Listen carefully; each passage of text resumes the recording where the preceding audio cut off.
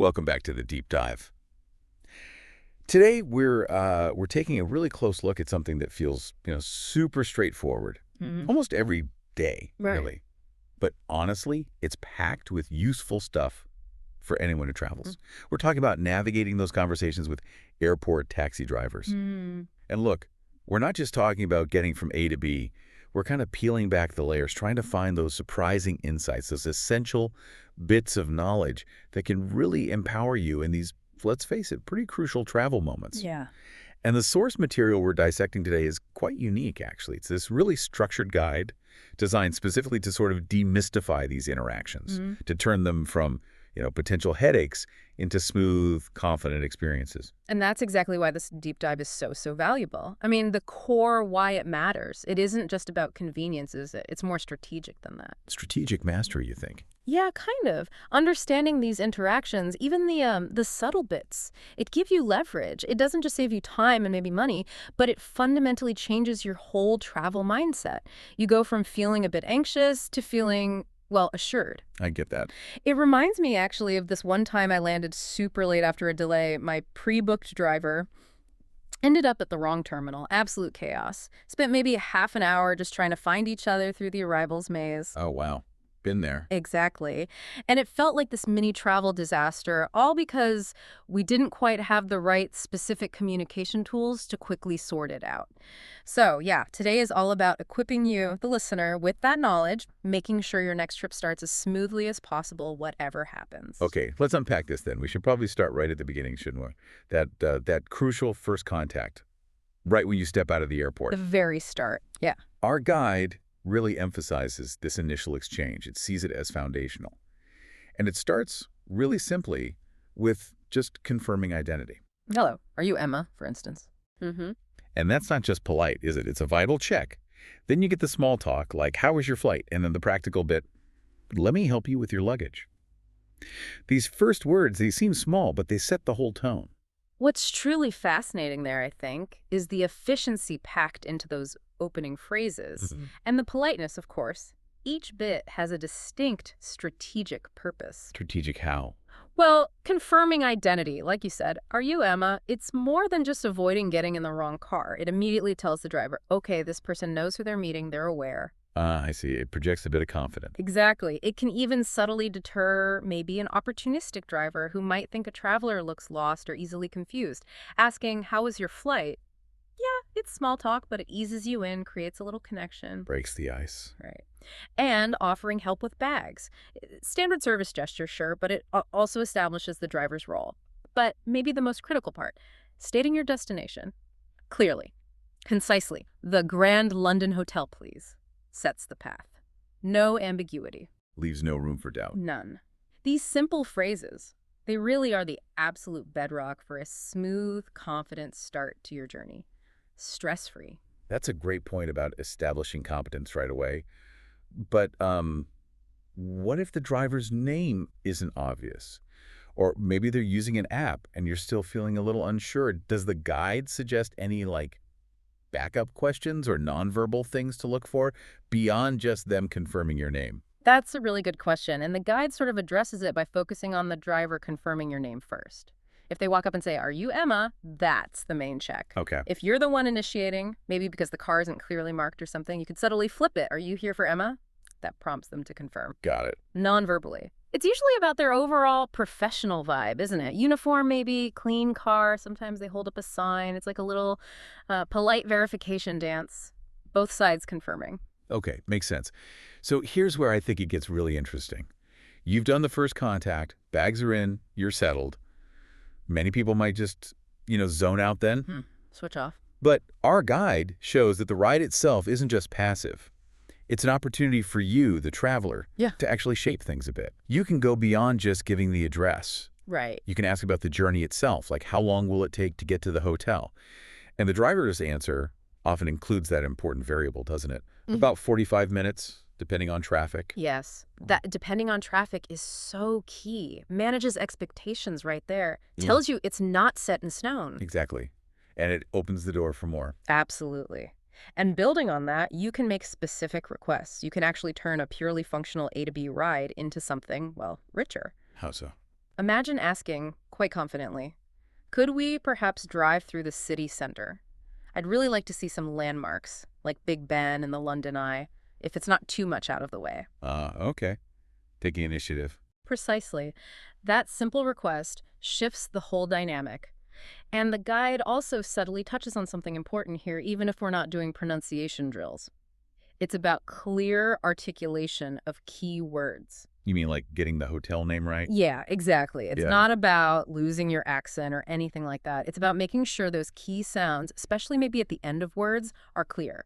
Like Grand London Hotel versus maybe Grand Lawn Hotel. It can genuinely make a difference, especially if it's noisy or there's a slight language barrier. Just ensuring you're understood. Absolutely. It's about being unequivocally understood, not achieving some kind of perfect accent. Yeah, that's definitely one of the empowering parts of this guide. It shows how just a couple of simple, well-put questions can really change the ride, make it more interesting.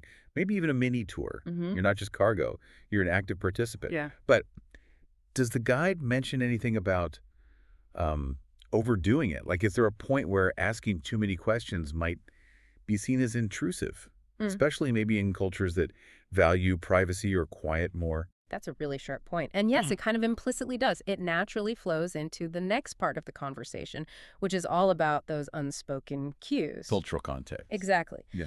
If we link this to the bigger picture of communication, it's vital to get that it's not just words. There are significant cultural things happening too. Our source material points this out in many places. Think North America, maybe some Mediterranean spots. Chatting with the taxi driver is totally normal. Expected, even. A way to pass the time. Right. But in other places, maybe parts of Northern Europe or East Asia, drivers might genuinely prefer silence. They're focused on the road, see it as purely transactional, and that's not rude. It's just different, a different norm. Okay, so it really highlights the need for observation for, as the guide says, noticing their mood. How do you actually do that, though? How can you subtly figure out if they're open to chatting or if they just want to drive? Excellent question. The guide suggests, pay attention to how they respond initially. Are their answers short, just the facts? Or do they add a little bit more? Do they ask you anything back? And body language, too. If they're constantly checking mirrors, hands tight on the wheel, gaze fixed ahead, they're probably signaling focus. Right. Tunnel vision. Yeah. But if they turn slightly, make a bit of eye contact, maybe even hum along to the radio, might be more open, it's about tuning into those subtle social signals. Reading the room, basically. Exactly. And this actually brings up another really important practical question, especially for rides you haven't pre-booked. Ah, the fare. Yes. Asking about the fare before you set off seems like such a tiny detail, right? But it can save you real money and definitely prevent awkwardness or even arguments later. Oh, for sure. Being proactive with a simple, how much will it roughly be to the hotel? Or is this a fixed price? Or is it on the meter? It just shows you're clued in, ensures transparency, avoids that horrible feeling of being ripped off, which, let's face it, is key for stress-free travel. It signals you're an informed traveler. Right, because we all know travel doesn't always go smoothly, does it? Unexpected things happen. Yeah. Detours, sudden needs, even, genuine emergencies sometimes. Happens all the time. And that's where being able to communicate adaptively really matters. Right. Moving beyond just the polite stuff to being direct or needing to solve a problem quickly. Indeed. And the source material is actually really practical here. It walks through several real-world scenarios. It doesn't just give you phrases, it gives you the strategy behind them. Like what? Give us an example. Okay, so say you need a quick stop, forgot something, need coffee desperately. You could say something like, "Excuse me, I'm terribly sorry, but could we possibly make a very quick stop for coffee just up here? It won't take more than a couple of minutes." Ah, the terribly sorry and very quick. Yeah. Managing expectations. Exactly. Shows consideration. Or let's imagine the driver gets a bit lost. Maybe GPS is acting up, new area. You need to help calmly, not just shout, "Wrong way!" Yeah, that won't help. No, maybe something like, I think we might have missed the turn back there. That hotel should be just a few blocks back on this street, I think on the right. Offering a solution, not just blame. Collaborative problem solving. Right. Or needing to charge your phone. Very common. A simple, "Excuse me, do you happen to have a phone charger I could possibly borrow?" Maybe a USB-C if you have one. Polite, specific.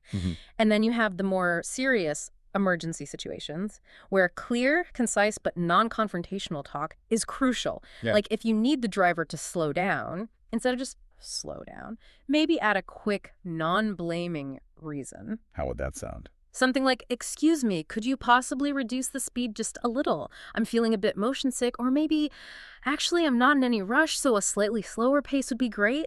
It gives a why, invites cooperation, not defensiveness. Right, less confrontational. Exactly. If you feel unwell yourself, convey urgency without panic. Excuse me, I'm feeling quite unwell suddenly. Could we please pull over somewhere safe as soon as possible?